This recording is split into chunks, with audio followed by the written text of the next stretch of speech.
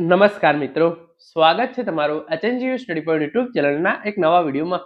Fix પગારના તમામ કર્મચારીઓ માટે ખૂબ જ ખુશીના સમાચાર આવી ચૂક્યા છે. એના વિશેની વાત આપણે આજના આ વિડીયોની અંદર કરવાના છીએ. ફિક્સ પગારના કર્મચારીઓને પણ હવે વધારાનો લાભ ચૂકવવામાં આવશે. એની રાજ્ય સરકાર દ્વારા મંજૂરી આપવામાં આવી છે. તો એના વિશેની આપણે વિગતવાર ચર્ચા આપણે આજના આ વિડીયોની અંદર કરવાના છીએ.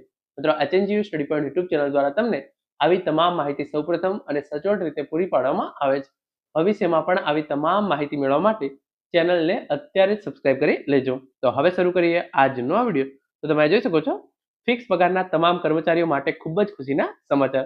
ફિક્સ પગારના કર્મચારીઓને પણ હવે આ વધારાનો લાભ આપવામાં આવશે. સરકાર દ્વારા જે છે એ મંજૂરી મળી ગઈ છે. તો એની અંદર જે સૌ પ્રથમ પહેલો લાભ છે એ તમે અહીંયા જોઈ શકો છો. જે પ્રમાણે લખ્યું છે પ્રમાણે શૈક્ષણિક અને બિન શૈક્ષણિક ફિક્સ પગારના કર્મચારીઓને પણ હવે 15 દિવસની પિતૃત્વ રજાનો જે છે એ લાભ મળશે. તો જે શૈક્ષણિક અને બિન શૈક્ષણિક કર્મચારીઓ છે એવા પણ જે છે એ કર્મચારીઓને પણ હવે ફિક્સ પગારના કર્મચારીઓને 15 દિવસની જે છે એ પિતૃત્વની જે છે એ રજા આપવામાં આવશે.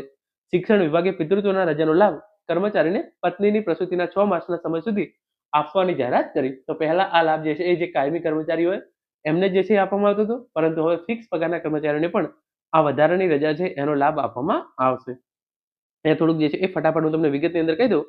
પિતૃત્વની રજાને કારણે અન્ય રજાના હિસાબમાં ઉઘરાવવામાં આવશે નહીં તેવી પણ સ્પષ્ટતા. કે તમારી આ રજા છે એ તમારું બાળક જન્મે એના 6 મહિના અંદર અંદર તમારે જે છે એ લેવાની રહેશે, અને 15 દિવસની રજા તમને જે છે એ સરકાર દ્વારા આપવામાં આવશે, અને એનો પગાર છે એ પણ તમને ચૂકવવામાં આવશે. તમે અહીંયા જોઈ શકો છો, રાજ્યની ઉચ્ચ શિક્ષણ હસ્તકની બિન સરકારી અનુદાનિત કોલેજોમાં ફરજ બજાવતા શૈક્ષણિક અને બિન શૈક્ષણિક ફિક્સ પગારના કર્મચારીઓને પણ હવે પિતૃત્વ રજાનો 15 દિવસનો લાભ આપવામાં આવશે. 2 કરતા ઓછા આયાત બાળકો ધરાવતા પુરુષ સરકારી કર્મચારીઓને તેની પત્નીની પ્રસૂતિ દરમિયાન 15 દિવસની પિતૃત્વ રજા મંજૂર કરી શકાશે તેવી જાહેરાત કરવામાં આવી છે.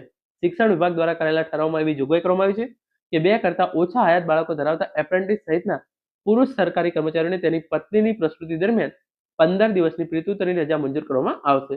રજાની અગાઉની ફરજના દિવસે લીધેલા પગારના દરે આ રજાનો પગાર જે છે એ ચૂકવવામાં આવશે. એટલે કે તમારો જે પ્રમાણે ચાલુ પગાર હશે એ જ પ્રમાણે તમને જે છે એ પગાર ચૂકવવામાં આવશે. પિતૃત્વ રજાને રજાના હિસાબમાં ઉધારવામાં આવશે નહીં, અને તે અન્ય પ્રકારની રજા સાથે જોડી શકાશે નહીં. સામાન્ય રીતે આ રજા કોઈ પણ સંજોગોમાં નકારવામાં આવશે નહીં. પિતૃત્વ રજાનો લાભ પુરુષ કર્મચારી અધિકારીને પત્નીની પ્રસૂતિના 6 માસ સુધીના સમયગાળામાં મળવાપાત્ર થશે. વિશેષ સંજોગોમાં તબીબી પ્રમાણપત્રના આધારે પ્રસૂતિના 15 દિવસ અગાઉ પણ પિતૃત્વ રજાનો લાભ મળવાપાત્ર થશે. આમ આ રજાનો લાભ પ્રસૂતિના 15 દિવસ અગાઉથી શરૂ થઈ પ્રસૂતિના 6 મહિના સુધીની સમયમર્યાદામાં લઈ શકાશે. રજાનો લાભ કર્મચારી અધિકારી નિમણૂકની તારીખ મળવાપાત્ર થશે તેવી તાકીદ પણ કરવામાં આવી છે. આમ પિતૃત્વ રજાનો લાભ શિક્ષણમાં ફરજ બજાવતા શૈક્ષણિક અને બિન શૈક્ષણિક કર્મચારીઓને પણ મળશે. તો તમે જોઈ શકો છો, આ પ્રમાણે હવે તમને 15 દિવસની વધારાની રજા જે ફિક્સ પગારના કર્મચારીઓ છે એમને પણ જે છે એ આપવામાં આવી રહી છે. અને આજ તમારે અહીંયા જોઈ શકો છો, ગુજરાતની ગ્રાન્ટેડ કોલેજોના ફિક્સ પગારના અધ્યાપકો અને કર્મચારીઓને પિતૃત્વની જે છે એ રજા આપવામાં આવશે. અહીંયાની તમામ ઇન્ફોર્મેશન જે છે આપવામાં આવી છે.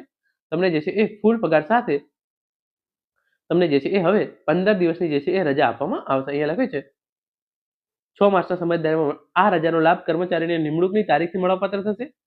સરકારના આ ઠરાવના લીધે રાજ્યની 357 ગ્રાન્ટેડ કોલેજોના ફિક્સ પગારના 1160 અધ્યાપક સહાયકો અને 105 બિન શૈક્ષણિક કર્મચારીઓને આ રજાઓનો જે છે એ લાભ મળશે. તો મિત્રો, આ હતો આજનો વિડીયો, જેની અંદર આપણે ફિક્સ પગારના કર્મચારીઓને પણ હવે વધારાની રજાનો લાભ સરકાર દ્વારા મંજૂર કરવામાં આવ્યો છે એના વિશેની સંપૂર્ણ માહિતી મેળવી છે. આશા રાખું છું આજનો આ વિડીયો જે છે તમને ચોક્કસથી ઉપયોગી થશે.